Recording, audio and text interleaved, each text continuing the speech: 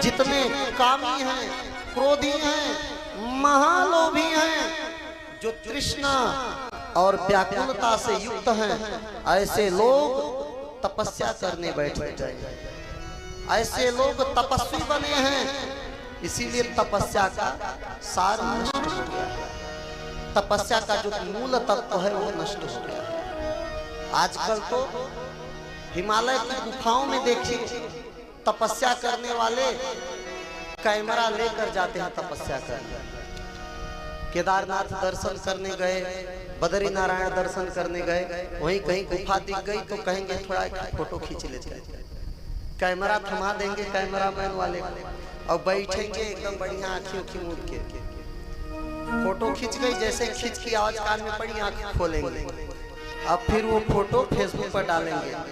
अत्यंत घोर तपस्या हुआ हिमालय की गोदी में, तपस्या करने का सौभाग्य प्राप्त हुआ।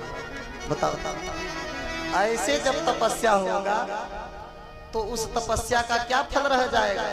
तपस्या कैसे होता है? नारद जी कहते हैं कि काम क्रोध लोभ तृष्णा व्याकुल चेतसः, काम का जो त्याग करे वो तपस्या है। सड़क पर जा रहे हैं, सुंदर लड़की दिख गई, आंख के सामने दिख गई तो कोई आंख थोड़ी फोड़ लेगा। दूसरी बार आंख उठाकर मत देखो, और नहीं देखोगे तो दिल को कष्ट होगा, मन को कष्ट होगा कि क्यों नहीं देख रहा। देखने की इच्छा करेगी और नहीं देखोगे तो कष्ट होगा। वही कष्ट इस शरीर को सहाओ, उस कष्ट में इस शरीर को जलाओ, इस मन को जलाओ उस कष्ट में। यही तपस्या है। क्रोध आएगा, बार बार क्रोध आता है, यहाँ तक कि व्यासपीठ पर क्रोध आ जाता है, कभी कभी आ जाता है। कभी कभी कोई